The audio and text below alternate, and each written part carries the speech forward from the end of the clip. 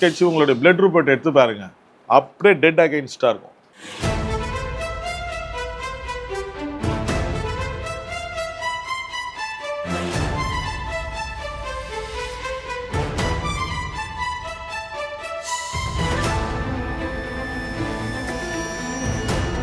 எல்லாவற்றுக்கும் மேல நிறைய பேருக்கு இருப்பாங்க, கடப்பாறை இல்லை, டைனமைட் இல்லை, அந்த அணுகுணம் ஆட்டம் பாம்புறாங்க ஹீரோஷிமா, அதை வச்சா கூட அவங்க ஜாதகத்தில் ராகுக்கு இதை உடைக்கவே முடியாது. அது என்ன வார்த்தை, என்ன பண்ணாலும் கல்யாணம் ஆகாது.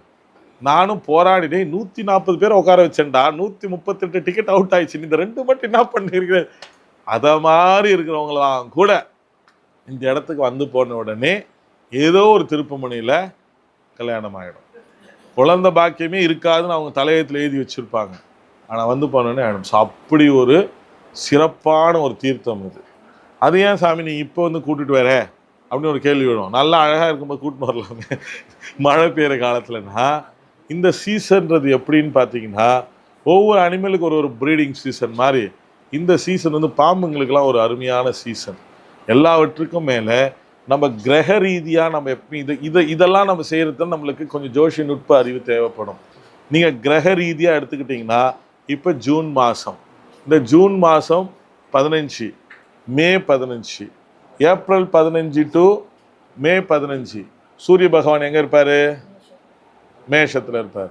மே 15 டு ஜூன் 15 எங்கே இருப்பாருங்க? ரிஷபத்துக்கு வருவார். இந்த ரிஷபன்ற வீட்டில் தான் ராகுவோ கேதுவோ உச்சம் பெற்றிருக்கக்கூடிய வீடு, நீச்சம் பெற்றிருக்கக்கூடிய வீடு, ஆப்போசிட்டில் உச்சம் அண்ட் நீச்சம் பெற்றிருக்க வீடு. எல்லாவற்றுக்கும் மேலே சூரியனும் அங்கே வந்து உட்காருவார். அது இயற்கையாகவே சந்திரனுடைய உச்சம் பெற்ற இடம். ஸோ ரிஷபராசிக்காரங்களுக்கெல்லாம் உடனே ஜாக்பாட் அடிக்கும்.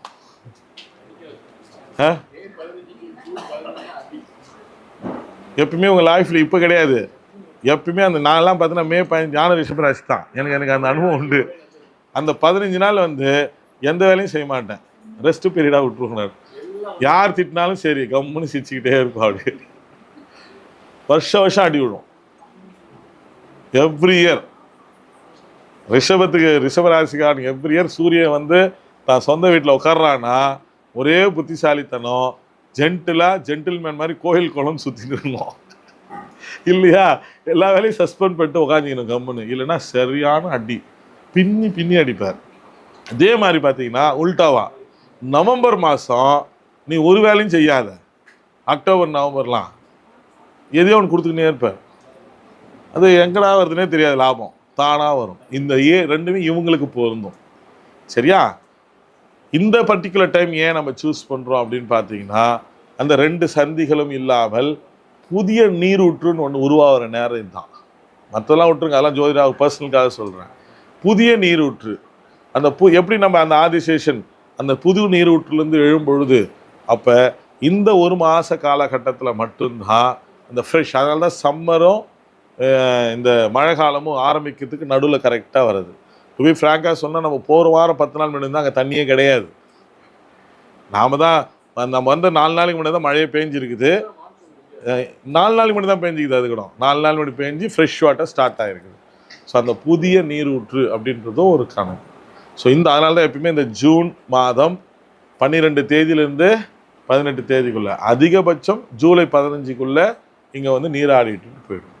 ஸோ இந்த காலகட்டத்தில் இது ஏன் இப்போ சொல்கிறேன், நாளைக்கு உங்கள் குடும்பத்தில் யாருக்காவது அக்காளுக்கோ தங்கச்சிக்கோ குடும்பத்துலேயோ குழந்தைங்களுக்கோ ஒரு பிரச்சனைகள் சர்பத்தால் உங்கள் ஃப்ரெண்ட்ஸுங்களுக்கோ யாருக்கோ இருந்தால் கூட இந்த காலகட்டத்தில் அவங்களுக்கு அமுச்சு வச்சு குளிச்சுட்டு போக சொல்லுங்கள். 100% அவங்களுக்கான தீர்வு கிடைக்கும். சரியா? 100% கிடைக்கும், அதில் மாற்று கருத்தே கிடையாது. ஸோ அந்த தண்ணி மேலே படணுமா, அது ஏன் வீட்டில் எடுத்துன்னு வந்து தெளிச்சிக்கலான்னு கூட நீங்கள் ஒரு கேள்வி கேட்கலாம். அந்தந்த தண்ணீர் அந்தந்த பூமியில் இருக்கும்போது தான் தீர்த்தம். இப்போ நீங்கள் கங்கா தீர்த்தம் கூட வீட்டுக்கு பார்சல் பண்ணி எதுவுமே தெளிச்சிங்கன்னா அது தீர்த்தம் கிடையாது, டிஸ்டில்டு வாட்டர். அது தீர்த்தம் ஆகாது. தீர்த்தம்னாலே என்ன அப்படின்னா, இப்போ நல தீர்த்தம்னு சொல்கிறோம். நல தீர்த்தம்னா என்ன? சனி பகவான் கோயிலில் திருநள்ளாறில் போயிட்டு அந்த குளத்தில் குளிக்கிற வரைக்கும் தான் அது நல தீர்த்தம். அது வெளியே எடுத்துட்டிங்கனாலே நல தீர்த்தம் கிடையாது. ஏன்னா நம்ம முன்னோர்கள் சயின்டிஃபிக்காக அந்த பூமிக்கும் சேட்டனுக்கும் நடுவில் ஏற்படக்கூடிய ஏதோ ஒரு பரிணாம மாற்றத்தை வச்சு தான் அங்கே தண்ணீரை சேமித்து வச்சோம்னா அந்த தண்ணீர் தீர்த்தமாக மாறுது. அது நிறைய பேர் சொல்லுவாங்க, நான் போனேன் தீர்த்தம் எடுத்துன்னு வந்தேன், என்கிட்ட கூட கொடுப்பாங்க, நான் பெருசாக அதெல்லாம் மதிக்கவே மாட்டேன், எடுத்து வச்சுட்டு போயிடுங்க அப்படின்னு. ஏன்னா அது ஒன்ஸ் நீங்கள் ப்ரிசர்வ் பண்ணிட்டீங்கனாலே தீர்த்தமே கிடையாது. அதுக்கு ஜீவசக்தி செத்து போயிடுதுல. 24 ஹவர்ஸ்க்குள்ளே யூஸ் பண்ணிங்கன்னா அதுக்கு தன்மை உண்டு.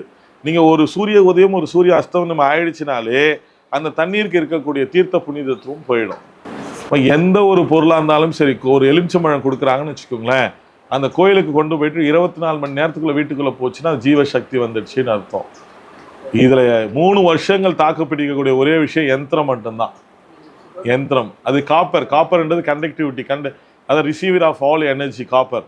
அந்த 3 வருஷத்துக்கு அதுக்கு மட்டும்தான் பவர். மற்றதெல்லாம் 24 ஹவர்ஸ் தான், அதுக்கு மேலே கிடையாது. இதுதான் கமலஷீலா. இதில் டைவர்ட் பண்ணிடாதீங்க நீங்கள், நான் இந்த கதையை சொல்லி முடிச்சிடுறேன், நீங்கள் அப்புறம் கதை கேட்டு மூட டைவர்ட் பண்ணிடுவீங்க. கமலஷீலாமா. ஸோ நம்ம போகிறது எப்பயும் என்னென்னா, எப்பயுமே ஒரு செயின் ரியாக்ஷன் தான் இப்போ போயிட்டு வரோம். அதனால தான் ப்ரோக்ராம் மாற்றிருந்தா கூட ஜிக்ஸாக்காக இருந்தால் கூட உங்களை அப்படியே, ஏன்னா பார்த்தால 80 பாம்புங்க வந்திருக்கிறாங்க, எல்லாருக்குமே பிரச்சனை. ஆல்மோஸ்ட் நான் ஃபைண்ட் அவுட் பண்ண வரைக்கும் ஜென்ஸாக வந்தவங்களில் ஒரு 25 பேர் வந்திருக்காங்கன்னா 20 பேர் மண்டைக்குள்ளே பிரச்சனை இருக்குது. அஃப்கோர்ஸ் லேடிஸுங்க பிரச்சனை ஜென்ஸ் மேலே ஏற்றிடுவாங்க, அவங்க டென்ஷன் ஏற்றிக்கிறது இல்லை. அது ஃபைனான்ஷியல் ப்ரொஃபஷனல் ஃபுல்லாக ஏற்றி விட்டுருவாங்க, அது அவங்களுக்கு கவலையே கிடையாது. ஆனால் அதனால தான் கரெக்டாக டைம் ஆனாலும் பரவாயில்ல, என்னாலும் அந்த டைமை குறித்து ராவு காலமாக பார்த்து ஓரைகள் பார்த்து யாகத்தை திடீர்னு ஒரு இடத்துல போய் ½ அன் ஹவர் சும்மா உட்காந்து கூட ரெஸ்ட் எடுத்துகிட்டு இருப்போம். அது காரணம் எனக்கு குருஜி ரெஸ்ட் எடுக்கிறேன், அது கிடையாது, அந்த ஓரைக்காக காத்துட்டு இருக்கிறேன்னு அர்த்தம். அந்த பர்டிகுலர் டைமில் செய்கிறப்ப அதுக்கு பவர் ஜாஸ்தி. சரியாமா? இப்போ நேற்று சனிக்கிழமை கூட யாகம் பண்ணோம், ஆனால் நம்ம சீக்கிரம் இறங்கி வந்துட்டோம். ஆனால் நம்ம ஆரம்பித்தது 4 மணிக்கு தான் ஆரம்பித்தோம், 1 மணி நேரம் டிலே டைம் விட்டுட்டோம். காரணம் என்ன? 1-2 சனி ஓரை, 2-3 குரு ஓரை, 3-4 செவ்வாய் ஓரை, அப்போ 4-5 சூரிய ஓரை. நான் இப்போ என்ன சொல்லியிருந்தேன், சூரியன் மேலிஃபிக்காக தான் நிறைய இதில் நம்ம சரி. ஏன்னா சூரிய பகவானுடைய சக்தி இருந்தால் மட்டும்தான் அதர் 8 பிளானட்ஸ்னுடைய பவரை டிஸப்பியர் செய்ய முடியும். அதான் அதனால தான் அவருக்கு லீடர் அப்போ அந்த அத்தாரிட்டி கொடுத்துருக்குது. சரிங்களா? அப்போ சூரியன் முடிஞ்சோன்னு அடுத்ததில் வரும் பீக் ஆஃப் த டைமில் என்ன வரும்? சுக்கிர ஓரை. சுக்கிரன் தான் ஆசை, கல்யாணம், பாக்கியம் இதுக்கெல்லாம். ஸோ இது மெர்ச் பண்ணுவோம். நீங்களே கூட எங்கேயாவது சாமிக்கு போகிறீங்க, பரிகாரத்துக்கு போகிறீங்கன்னா, பரிகாரன் போகும்போது சுக்கிரன் சூரியன்லாம் மிக்ஸ் பண்ணி போனீங்கன்னா உடனே நடக்கும். ஏனோ தானன்னு சாமி கும்பிட்றது ஒரு விஷயம், சூட்சம ரகசியமாக கும்பிட்டிங்கன்னா உடனே கை மேலே நடக்கும்.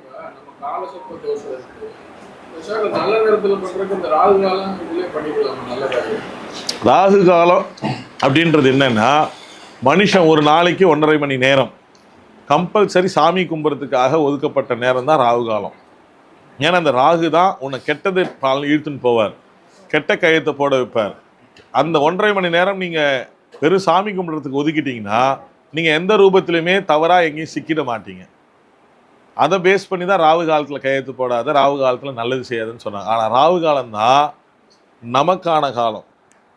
ஒரு மனுஷன் மனுஷனுக்குள்ளே எந்த விதமான டாக்ஸினிட்டி, அதாவது பிரபஞ்சத்தினுடைய துர்சக்திகளோ துர்த்தன்மைகள் நிறைந்த சக்திகளோ உடம்புக்குள்ள ஊடுருவாமல் இருக்கணும்னு பார்த்துக்கிட்டிங்கன்னா கம்பல்சரி ராகு காலத்தில் எந்த வேலையும் செய்யாமல் சைலண்ட்டாக பூஜை ரூமில் உட்காந்து பாருங்கள், உங்களுக்கு வியாதியே வராது. எந்த உள்ளுறுப்புகளும் டேமேஜே ஆகாது. இல்லை எனக்கு உடம்பு ஃபுல்லாக வியாதி இதுன்னு ஒருத்தன் சொல்லிகிட்டே புலம்பிகிட்டே இருக்கான்னு வச்சிங்களேன், அவங்கக்கிட்ட நீங்கள் சேலஞ்சிங்காக சொல்லுங்கள், 41 டேஸ் டெய்லி வரக்கூடிய ராகு காலத்தில், 41 டேஸ் டெய்லி வரக்கூடிய ராகு காலத்தில் எந்த வேலையும் செய்யாத, சாப்பிடக்கூடாது, தண்ணி குடிக்கக்கூடாது, சிம்பிளாக பூஜை ரூமில் உட்காந்துச்சிக்கோ, இல்லை இயற்கையாக உட்காந்துச்சிக்கோ, மூளைக்கும் வேலை கொடுக்காத, வயிற்றுக்கும் வேலை கொடுக்காத, உறுப்புகளை ஃப்ரீயாக விட்டுரு. 41 டேஸ் கழிச்சு உங்களுடைய பிளட் ரிப்போர்ட் எடுத்து பாருங்கள், அப்படியே டெட் அகைன்ஸ்டாக இருக்கும். உனக்கு சுகர் இருக்குதுனால சுகர் கம்மியாகிட்டு இருக்கும், தைராய்டு இருக்குதுன்னா தைராய்டு கம்மியாகிட்டு இருக்கும். எந்த உறுப்பு உனக்கு பிரச்சனை காமிச்சிச்சோ அது 100% க்யூர் ஆகிடும். இதை கண்டுபிடிச்சி தான் அந்த காலத்தில் 1.5 மணி நேரம் ராகு கால பூஜையில் போய் சாமி கும்பிடுங்கன்னு சொல்லி அமைச்சது. சாமி கும்பிட்டதுக்கு அப்புறமா வெறும் வயிற்றுல இருப்ப இல்லையா, முதல்ல அம்பாளுக்கு பண்ண தீர்த்தத்தை குடிச்சிட்டு பிரசாதம் சாப்பிடுன்னு சொன்னது. அப்போ ஒரு நல்ல சாப்பாடு உள்ளே போகும்போது என்ன ஆகும்? குட் எனர்ஜி ஃபார்ம் ஆகும், உடம்பு நல்லா வேலை செய்யும்.